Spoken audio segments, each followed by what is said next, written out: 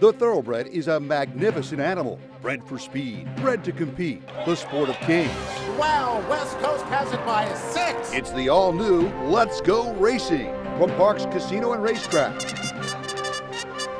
It's action-packed and fun for the entire family. 3 of them are right together with 1 furlong to go. Let's Go Racing is brought to you by the Pennsylvania Thoroughbred Horsemen's Association. It's fun to see them run. A very pleasant good morning, racing fans, and welcome here to Parks Racing for Let's Go Racing. This past weekend, of course, Breeders' Cup weekend. It featured the usual mix of brilliant performances and big surprises. Dick and I will go through the races and take a look at their impact on the year-end championship races for the Eclipse Awards. We'll start here with the juvenile fillies. Butch Reed looking to make it 3 straight years that Parks would have a Breeders' Cup champion. Is that possible? Yeah, We'll have the juvenile fillies coming up here in just a little bit. We'll also take a look at the Classic, a great field of 10, a freshened Tis the Law, went postward as a 3-1 favorite.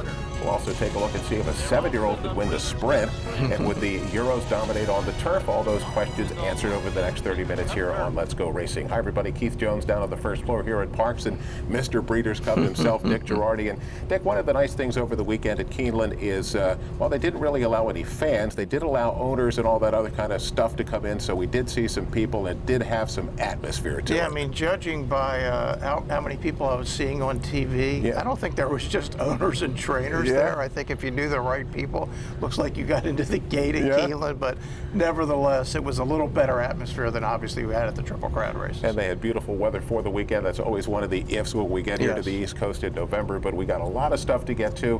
And here at the top, we're going to take a look at the juvenile fillies, Dick.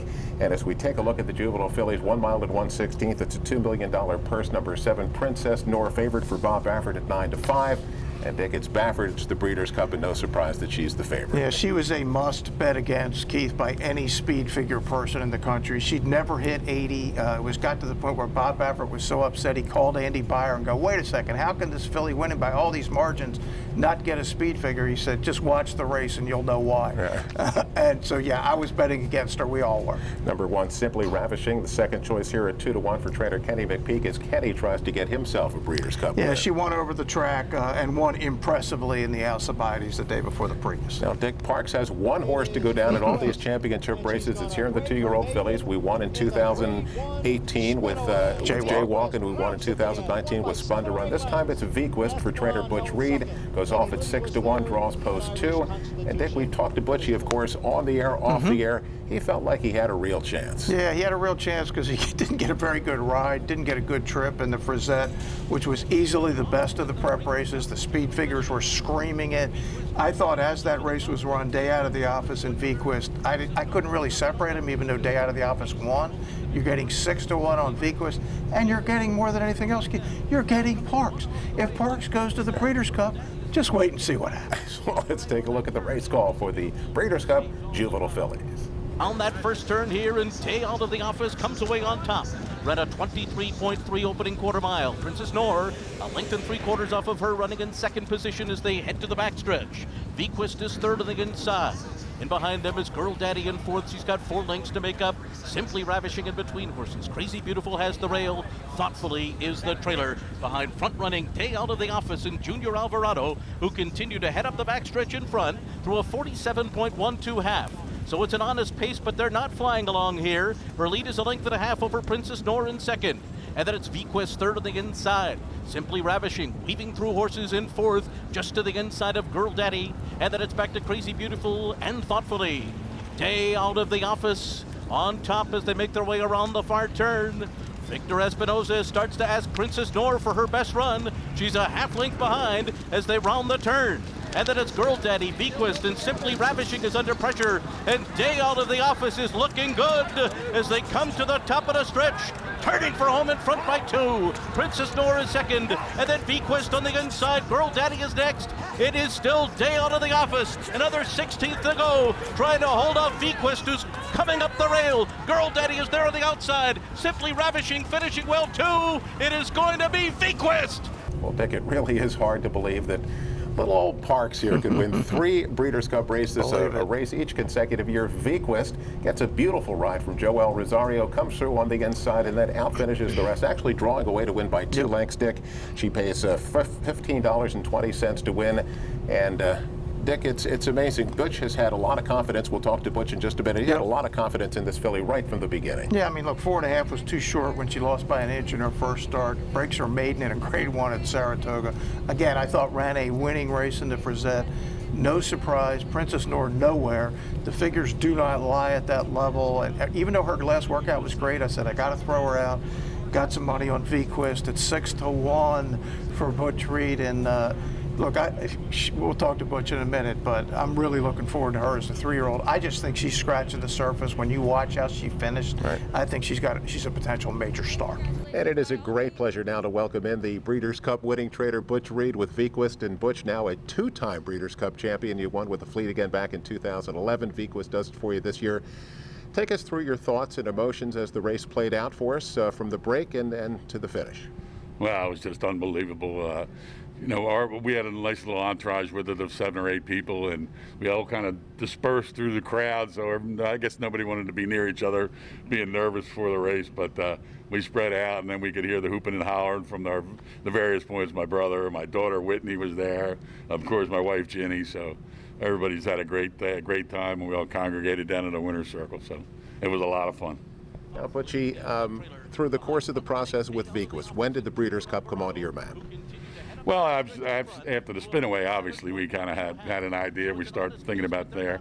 But, I mean, she had trained so well here, and even though she got beat in her debut, and then we were lucky enough to have Adam Wachtel and Mr. Barber join in, and they kind of they already had those thoughts in mind when they got involved with the horse. So, and then she gave the knockout performance in the spin-away, and from there we were, that was when the planning really started to get to the Breeders' Cup.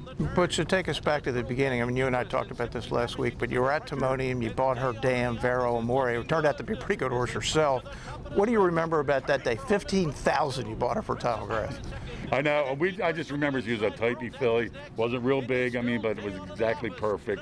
Had great legs on her, and everything looked fine. You know, at that kind of price, you can't look for a whole lot of pedigree. You're looking for the individual, and she had breezed nice. I mean, not incredibly fast, but I don't put a whole lot of credence into the fast times at those 2-year-old in training sales anyway. But perfectly balanced little filly with a great head on her shoulder, and that's what she's passed on to this filly. It's just they both had one thing they had in common. It was tremendous smarts and calmness, and nothing upset either one of them. So VQuist is now down in Florida, and the goal 6 months from now will be the Kentucky Oaks. I assume that's the object? Yeah, that's the thought behind. We had actually spoken about it before the race, not trying to get too far ahead of ourselves, but you got to make those plans. So we knew that 4 starts for a 2-year-old is plenty. We got her around 2 turns, which is another one of the objectives. And we got a nice base under her, and now we can send her down to Barry Eisenman's in Ocala. Give her, it's amazingly how short a time you have. It seems like the Oaks is way in the distance, but if you want to get a couple starts in her before then, she's only got 35 to 45 days. She's going to be able to hang out in the farm and relax. And then she's going to meet the rest of my group down in Palm Meadows, down in, probably Gulfstream Park starts in the spring. And Butch, you've had a lot of success in this game. This is going to be your first divisional champion, having an Eclipse Award. What does that mean to the barn? Well, it's just amazing. It's some things you got career checklists, I guess, and this is one I wasn't sure that I'd ever get. So this late in my career to get one like this is really a treat, and to have my wife Ginny and my daughter Whitney there to share and all of it was just amazing. Butchie, 3 Breeders' Cup starts, 2 wins. I think that's 66.7%. Not too shabby. From all of us here at Parks, the family, and all of us here at Let's Go Racing, congratulations on a terrific victory, and best of luck moving forward with VQuist. Oh, thanks a lot, and we appreciate all the support from the local crowd. My phone just exploded right 2 seconds after the wire, so a lot of guys were really behind us, and I really appreciate that. Butchie, again, congratulations. Let's get to our first break. We come back here on Let's Go Racing. More Breeders' Cup action. Stay with us. We'll be back after this. Into the setting sun at Keeneland, the Breeders' Cup Classic Field heads up the backstretch in pursuit of a Kentucky Derby winner. Turning for Home is a nonprofit that has provided nearly 2,800 former racehorses with a safe retirement. The program was created through the foresight of the Pennsylvania Thoroughbred Horsemen's Association. We all love animals, and to give back to something that helps us so much, it's a great thing. Responding to the need for a better system that addressed the uncertain future for the retiring equine population at Parks Racing, the PTHA rallied horsemen to support the program. These horses can do anything from hunter jumpers to western to therapeutic riding. Turning for Home became the first on-track retirement program at a year-round racetrack. We want to make sure that our horses that have run so well for us over the years get the great opportunity to get a new vocation. Out of everything that we've done in Pennsylvania for racing, I think that's the thing we can be most proud of. If you would like to help these amazing animals find a great second career and forever home, please give us a call or contact us at turningforhome.org.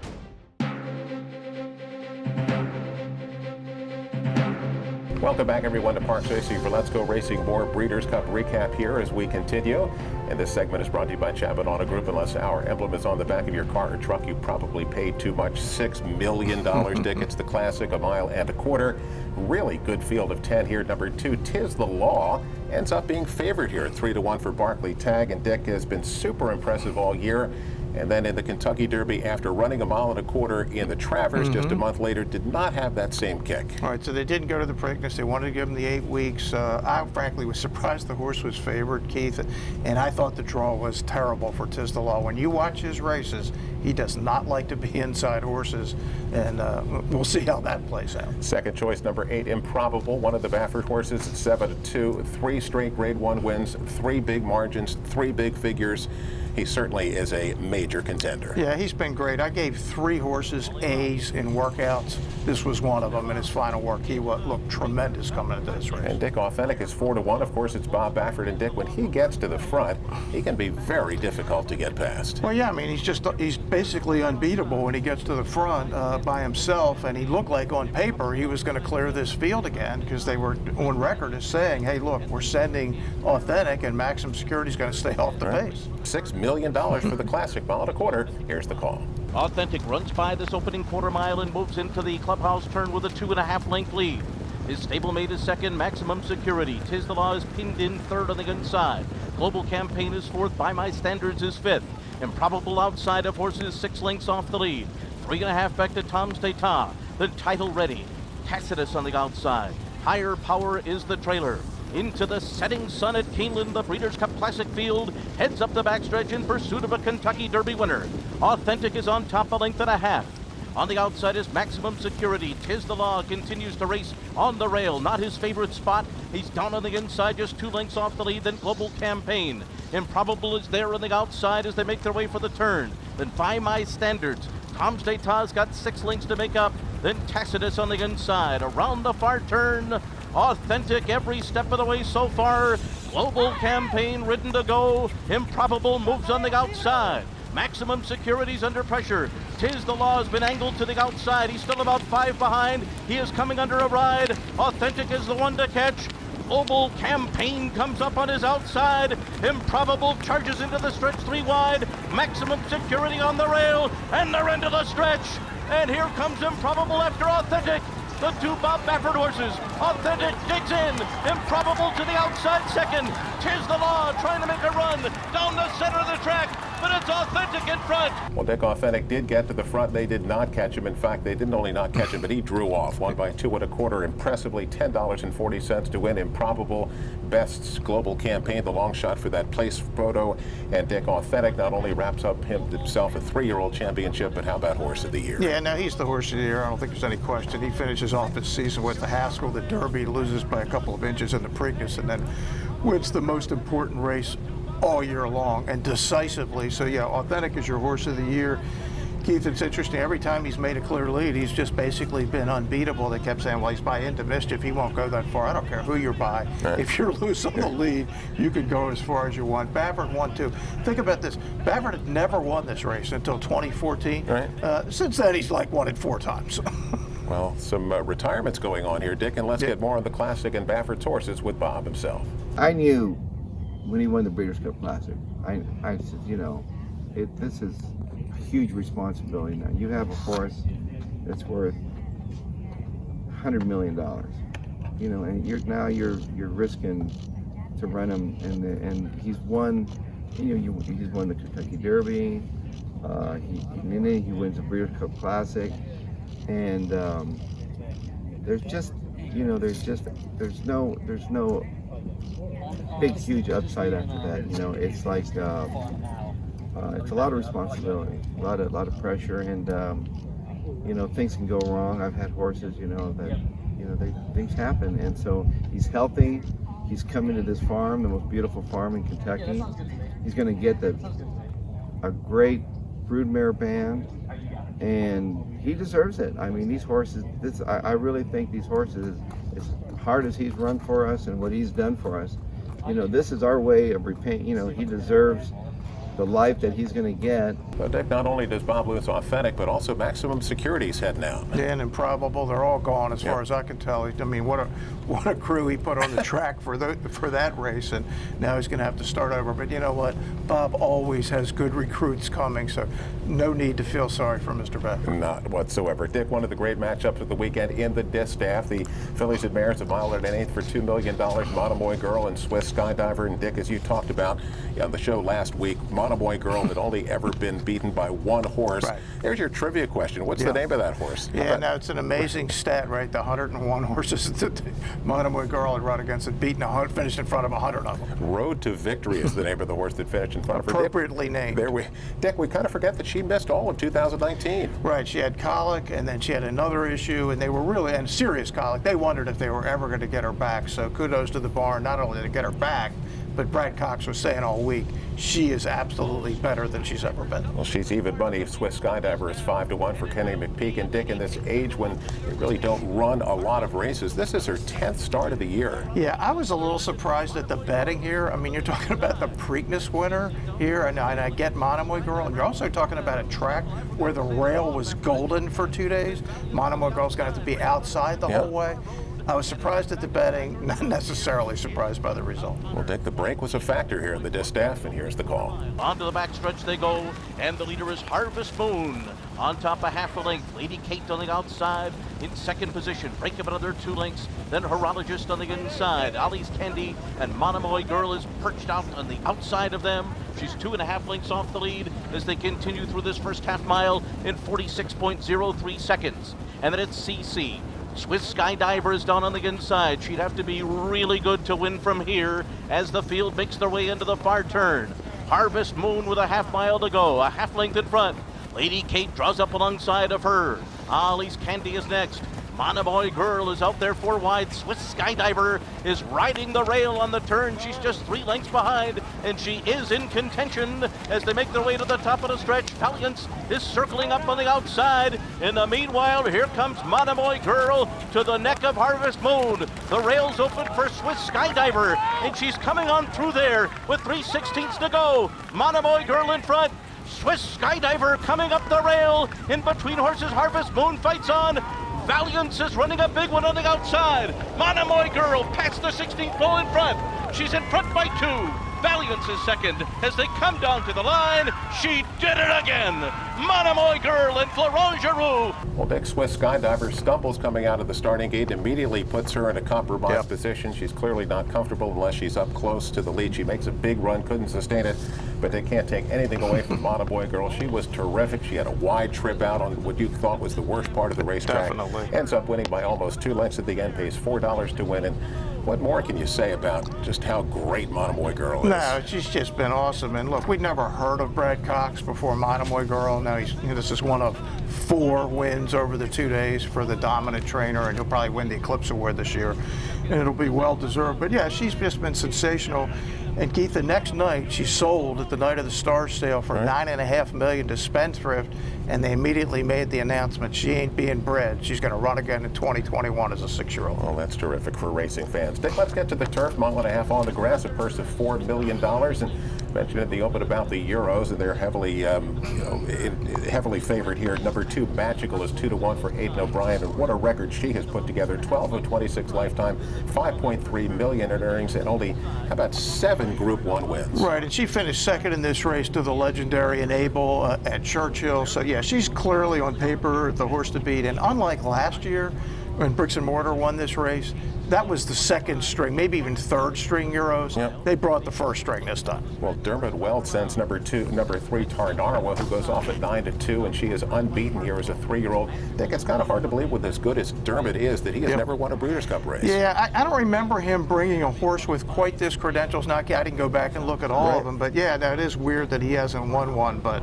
if he's going to win one, this is obviously one that has a real chance. Let's get the call with the turf. Channel Maker, with 1 lap to go, leads the way into that turn.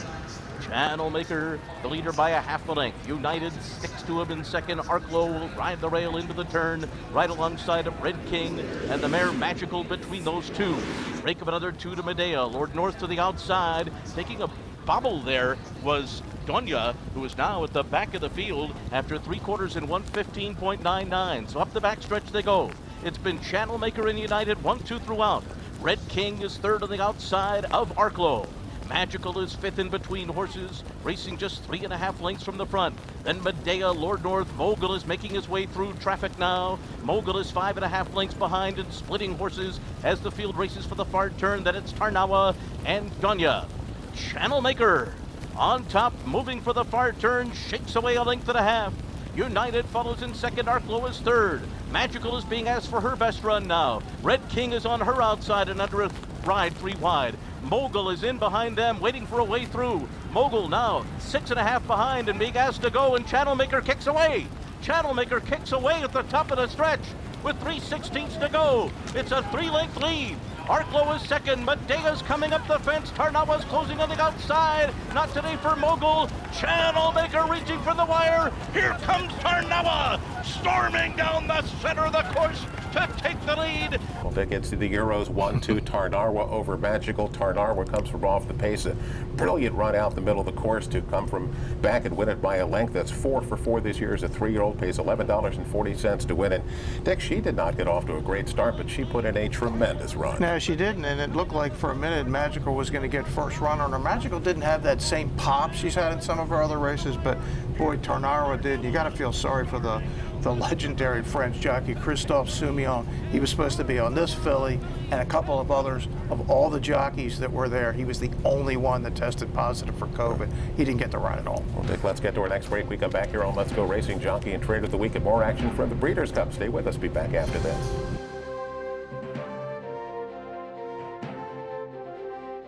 The Pennsylvania Thoroughbred Horsemen's Association is the advocate for Parks Racing's horsemen and has worked hard to secure better lives for the hundreds of trainers and their families that work in the thoroughbred racing industry. Our horsemen benefit from medical coverage, trainer pension plans, and increased purses. Thanks to these horsemen, racing at Parks is the very best, providing entertainment for you and the entire family. The Pennsylvania Horsemen are proud to be part of the community and introduce a new generation of fans to the sport of kings. Racehorses are pampered, treated with care, and loved. Nothing is more important than their health and their safety. We do right by them, and they do right by us. the hard-working folks who proudly earn our living in Pennsylvania's horse racing and breeding industries. Horse racing is a lot of fun. But it's so much more. It provides tens of thousands of jobs. Jobs, and billions in economic impact each year. All across the Commonwealth. Horse racing in Pennsylvania. It's a winner.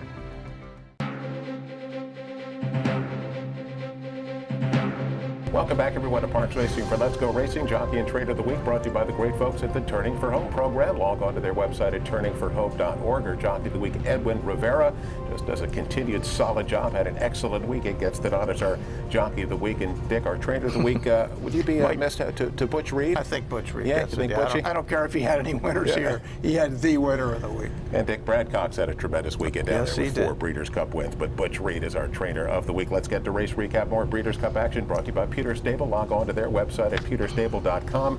Affiliate Bear Sprint, 7 furlongs for $1 million. Gamine, even money for Baffert. Didn't seem to like the 9 furlongs at the Kentucky Oaks, but Dick back to 7/8. Yeah, I tried to beat her, Keith. That was a mistake. Serengeti Empress easily to the front.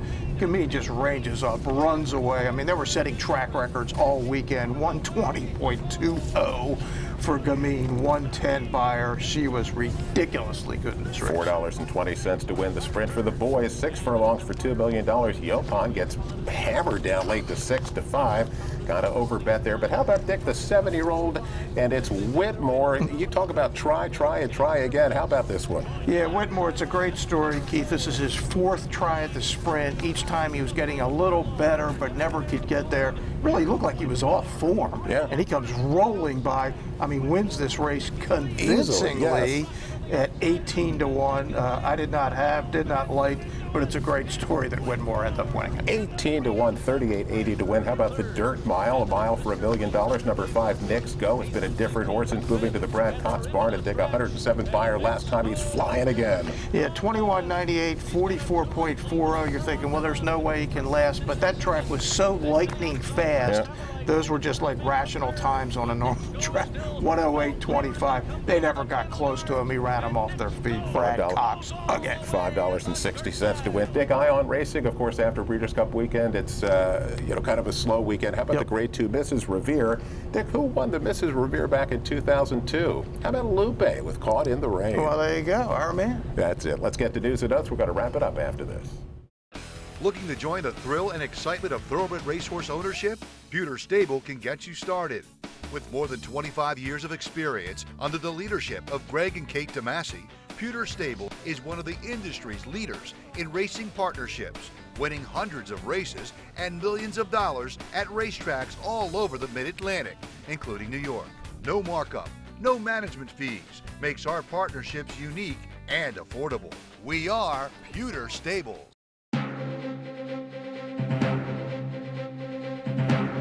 Welcome back, everyone, to Parks Racing for Let's Go Racing. We'll wrap it up here with news and notes. It's brought to you by the Granny Fund. Get involved with continued education on the backstretch. Do it with the Granny Fund. He's Bruce Caselli, Dick Girardi, and Keith Jones. And Dick, a very important bill for the wagering public signed by the governor of New Jersey. Yeah, before, if you had an account in Jersey, you couldn't bet outside of Jersey, which was kind of silly, especially for people like Bruce who live over there. Now you can. If you're in another state, you can use your Jersey account to bet the races. Dick, we just finished the Breeders' Cup, the last big event of the year, and of course, not only horse racing, but the entire world had to deal with all this pandemic stuff. But Dick, horse racing industry, I think, did a terrific job to get it all in. Yeah, there's no question. Look, it was backward. We ran the Belmont first and late, and then the Derby, obviously, and the Preakness in September and October. But it all happened, and it was a glorious 2 days in Kentucky.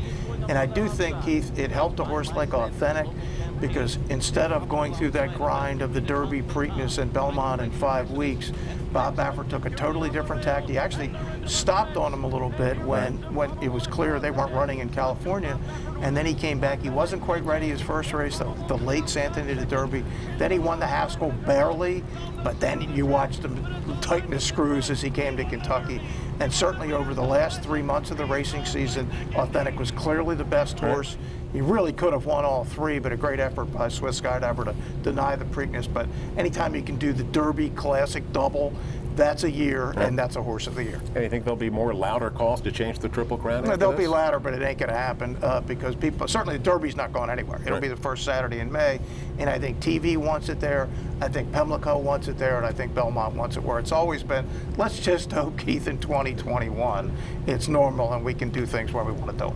Well, don't forget to come out and enjoy live racing here Monday, Tuesday, and Wednesday. Monday and Tuesday, 12:25 post time. Wednesdays now at 11:55 a.m. That's through the end of November. Dick and I'll see you next week on Let's Go Racing.